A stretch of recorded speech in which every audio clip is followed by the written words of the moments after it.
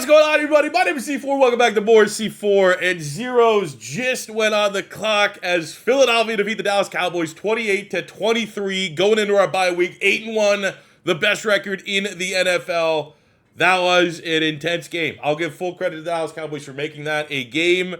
I don't want to hear nothing about the refs, though, because that last drive against Philadelphia was horrific. Okay, legit PI against James Bradbury.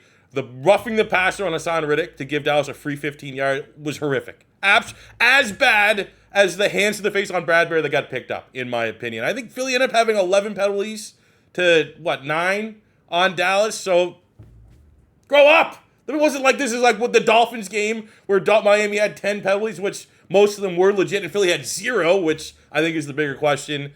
Refs were pretty shit on both sides, I think, when all is said and done. But, Cowboy fans are going to complain about the refs. I think, full credit to Dallas in this matchup. They made this a game when previous Cowboy teams would have like a Dak Prescott absolute fuck up. I feel like they played mistake-free football today, which is uncharacteristic of Dallas in these big matchups. So full kudos. I mean, Dak absolutely ate 374 yards, 3 tutties, no picks. He did get sacked 5 times. Hassan Riddick was on one. But Dak throwing the football, taking advantage of what is, I don't know what the fuck Philly can do with that secondary, man. It is a liability. And I get offense wins Super Bowls. The whole thing, defense wins championships. Not anymore. They gotta figure something out with that secondary. I don't know if it's a play calling. I don't know if it is the fact that, Slay's starting to show signs of aging and Bradbury's kind of washed. It's never really, Bradbury played well last season. And then ever since, obviously, the crippling moment in the Super Bowl, he has been a shell of his former self, and we just paid him big-time money. And then you got Eli Ricks, who's a UDFA, former 5-star, was a big steal for the Philadelphia Eagles. But when you have Eli Ricks, you're playing this like he was playing against CeeDee Lamb for, the first 2 quarters? No! Let's not take a guy that's been an impressive UDFA and put it literally against the Dallas Cowboys' only weapon. He is their only weapon. Tony Pollard has been very disappointing for the Dallas Cowboys. And I say that as someone that I like Tony P. More so from what he's done in Madden. But I am a Tony Pollard fan. CeeDee Lamb is the Dallas Cowboys offense. And Philly could not figure out a way to stop him. Obviously, a little bit of that yardage was the end of the game where we just gave him, 30, 40 free frickin' yards. But I'll give right now just the only kudos. Dallas, usually I'll be like, Dallas, they deserve to lose. Played sloppy football, classic Dak. That was maybe the best game I've seen Dallas play against Philadelphia in a minute when the game actually means something. Because he obviously shows the Dak Prescott's record against Philadelphia, but this is the fact that it's the only game he's playing Jalen Hurts. He's played him once. This is the second time. Usually, when Dallas plays Philly, there's some shenanigans. This was full strength against full strength, or at least as full strength as you can be. And Dallas absolutely took Philly to the limit, and I think that is a positive because Philly's the best team in the NFL. So if you're a Cowboy fan, you're whimpering, you're a little upset right now, well, you're probably going to smoke the Giants next week and get back on your winning ways. And you hung with the best team, the creme de la creme in the NFC. But now looking at my Philadelphia Eagles here, Jalen Hurts, scary moment in the first half when he got smashed on his knee. I think it was DeMarcus Lawrence. It looked like it wasn't dirty. It looked like he got blocked into Jalen Hurts' knee. It was, of course, the bad knee. Those things just kind of seem to snowball, where it's like, oh, he got the bad knee, and just try to avoid it. Oh, of course, 300 pounds would just smash into his goddamn knee. So I think overall, Jalen Hurts played a pretty solid game, 200 yards, 2 touchdowns, no turnovers. Couple nice runs, too. Finished 36 yards. Obviously, had the brotherly shove down there a little bit, but it was just, it wasn't.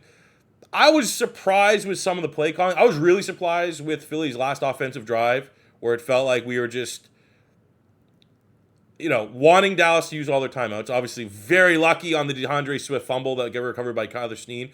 But I'm very surprised that we didn't try to utilize Jalen Hurts' arm a little bit more. I mean, I say that, for all we know, his leg is done up. The bye couldn't come at a better time, and they just said, we need to take the ball out of his hands. He is battling out there, but I don't know if we can rely on him to drop back and throw. I don't know, but I was very, very surprised. We really saw the play calling in the second half, and I really would have loved to see Jalen Hurts get an opportunity to get that first down and kind of close the game out. So we did have those late dramatics, but all in all, mistake-free football from Jalen Hurts. Made a couple nice throws. Battled, was definitely hurt in this matchup. I'm going to give Hurts an A for today's performance. Running the ball, DeAndre Swift had 43 yards, had a couple big runs, and I'm not really going to fault him too much. That was just, one of those one in a million place where he fumbled on the last drive, like got smoked. Looked like almost he got a concussion running into A.J. Brown on the run. That did, luckily for the Philadelphia Eagles, get recovered. I think credit to Dallas. Dallas did a pretty decent job stopping the run.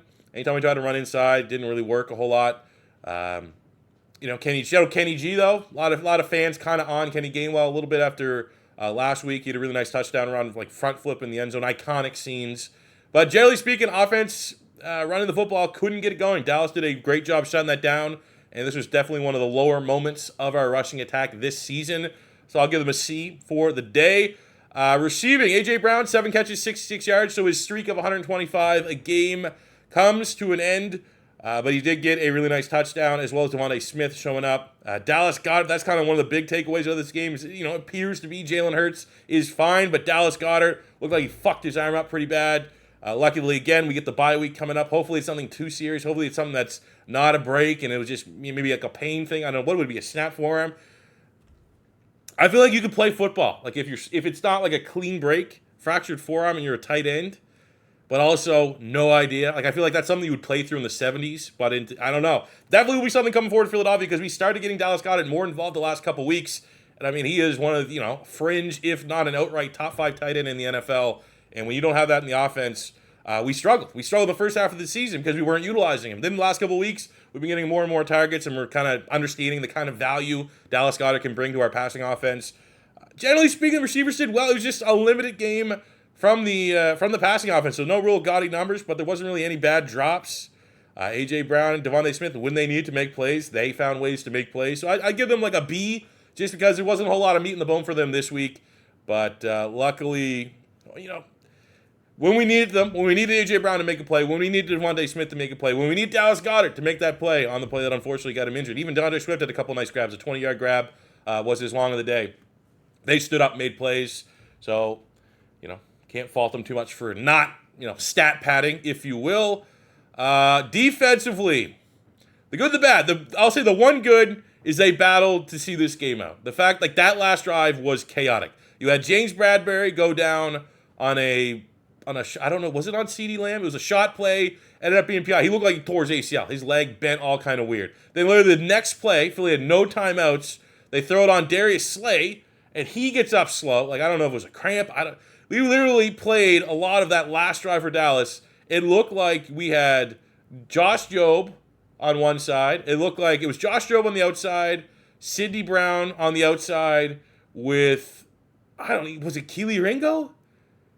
I literally couldn't tell you. We played a lot of meaningful snaps in the most crucial point of the game with corner 4, 5, and 6 on this roster. And I feel like there needs to be a little bit of credit for them being able to find a way to persevere. But ultimately, the pass rush came up huge when we needed it to. Wasn't nearly consistent, especially in the first half.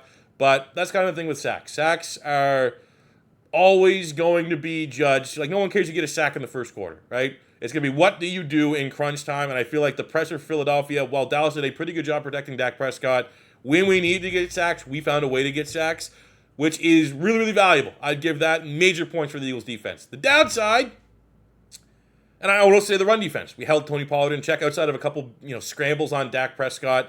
Would you like to see maybe a spy on there or something like that? Generally, the run defense was pretty solid. But the pass defense, man, I don't know. It's James Bradbury is not playing well. It needs to be said. He did have a nice PBU to get a fourth down stop, which was nice. But before that, he looks slow. He looks reactionary. Right now, you could say the best thing. I mean, Slay has at least a couple good plays to get mixed in. But there's a lot of plays that Darius Slay gives up where it's does Slay last year make this? Does Slay 2 years ago give up that type of play? And it feels like, for whatever reason, our secondary's best play is just that touch tackle.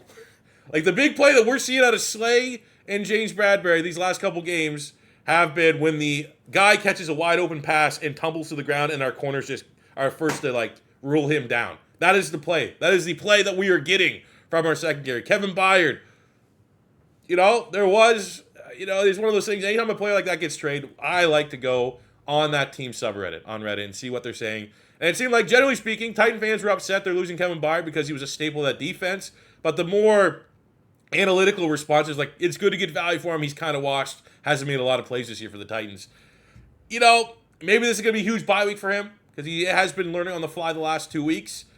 I haven't seen really. He made like one decent play. He blew up a screen, I think, with Cunningham on Tony Pollard. Other than that, again, just our secondary, the only plays they're getting is those wide open, this guy, let's just touch him, get those tackles, and mark him down. Like, we're not getting PBUs. We're not, at least enough PBUs. Shout out to James Bradbury for getting that one big one. I believe it was on the Dallas Cowboys' second to last drive.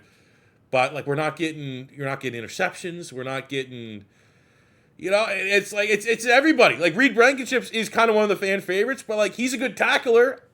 His coverage is, You know what I'm saying? Like, so for him being in the right place to get that knee down. He was right there on the rookie Schoonmaker, whose knee was down on the one to turn over on downs in the red zone. But I find it hard to say anything positive about the Eagles secondary outside of the fact that they battled on that last drive. And that is something. That is not nothing, because Dallas was at full strength. That was full strength, clutch time. Dallas trying to play their best football, and with just literally a revolving door.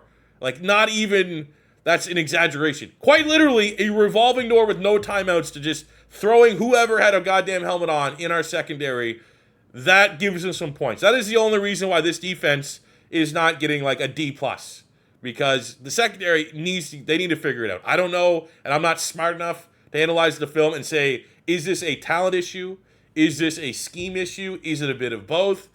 I'm not going to be able to offer that one up. I can go down and say that this clearly is a fuck up, but I'm not going to be able to look at the scheme as a whole and understand why we are not getting pass breakups. Why, if our defense is not getting sacks, our corners are a liability. And I don't want to just, there is this saying, the idea, and it's definitely been something that Philadelphia has prided ourselves on, that our defensive line is what happens, right? Our corners just need to hold up so that our defensive line can get pressure. Fine. Every team would love to have that situation. And usually we have a very good front four. We have the best, just straight up rushing front four in the entirety of the NFL. But you're telling me, and it's what we've seen the last couple weeks, that if our defensive line, our front four, can't do their job and execute and get sacks, that we're fucked? Because that's kind of where we're at. I think there needs to be a little bit of give and take. You need to have that complementary football on the defensive side of the ball. You're not always going, like, Dallas has a really good offensive line. There's plenty of teams schematically. Like, I think that's what we saw against the Commanders. That's what I was shocked to see, that the Miami Dolphins didn't take advantage of. These teams, the Philly has always struggled with this identity that we've had, regardless of DC. Be it Jonathan Gannon, Sean Desai, even going back to Jim Schwartz. We've always got pressure with our front four. But if they don't do above and beyond their job, pressure with your front four is fine. When you get sacks, it's not like they're expected to get a sack every single play. And it feels like if we're not getting a sack, if we're not getting essentially defensive line touchdowns every single play, our secondary has no chance. And when you look at Darius Slay getting paid big time money, top 10 corner money. When you look at James Bradbury, who just got a big time extension, probably top 15 at worst corner money, if not higher. Like, those guys got to make plays. Those guys got to be the guys that help the defensive line get home. Those are the guys that when the defensive line is struggling, when the defensive line is not getting sacks, when what we've seen, these teams that just get the ball out so quickly that even if our defensive line is winning, they can't get sacks. We need these corners. We need Kevin Byard now at safety. We need these guys to step up and start making some plays. And unfortunately, hasn't been the case. Saw it on display here today. They could not get a fucking play 97% of the time.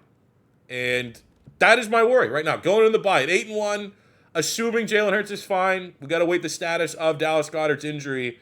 Our secondary is a problem. It is and there's no trade deadline. I was hoping to God, man, when we saw the Chicago Bears was allowing Jalen Johnson to explore options on the trade. Like, I would pay a second-round pick. I don't know what they were looking for. I would have paid a second-round pick for Jalen Johnson. Because Slay's not getting any younger. James Bradbury's at like that 30-year-old cutoff where players start to regress. These guys are not getting any younger. So getting someone like Jalen Johnson, who's 24, 25, yeah, you're going to have to pay him. But you also need to understand, Slay's on the way out. James Bradbury playing like this, you are going to be looking at a way out of that contract sooner than later. They are not going to be guys that I think you look at this team 3-4 years down the line, they're not going to be here. They might not even be here next year. So that would, I mean, I don't know, there's not a whole lot of, we're going to get Bradley Roby back, you assume, after the bye. Is that going to, smooth everything out? I don't know. It'll help, because he's he's a veteran player. Maybe he'll get a little bit more reps of Eli Ricks on the outside versus him playing in the slot, which, I mean, you look at Eli Ricks, I do think he's an outside corner. That's when he shined the most during the preseason.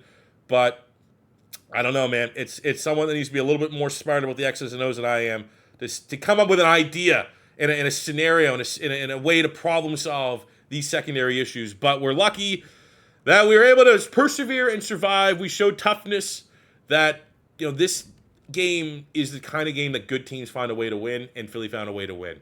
So, defensive grade, I think overall, B- because of the clutch sacks on the final drive. But in reality, it's probably closer towards a C grade because of secondary. That is, we play against Buffalo. We play against Kansas City after the bye. Could get a little dicey. I would say right now, Kansas City Chiefs offense has not looked great. And I think if I'm the Chiefs and I'm looking at this Eagles secondary, I think there's a great opportunity for a make-right game. So let's hope, coming out the bye for the Philadelphia Eagles, they can figure out the defense a little bit, come up with some sort of game plan similar to what we did against the Miami Dolphins. And, that has to be a win. I think that the upcoming stretch of really, really tough games, you almost have to take advantage of coming off a bye and having all that extra rest and all that extra game plan to not start this up, you can't start out slow. We need to have a hell of a game plan. I think we're going to be favorites in that matchup, being honest with you. Game ball for me today, I am going on, I think you give the sympathy one to BG, when in reality, I think that Josh Sweat, I would give it I thought Josh Sweat had just a little bit more in terms of pressures and stuff. But we'll give defensive to BG. Offensively, I'm going Jalen Hurts, battling through that leg. And, hey, 8-1 in the bye. Let me know what you guys think about this matchup in the comment section below. Fuck Dallas. Till next time, it's Boise 4. Say peace. I love you. Have a good one.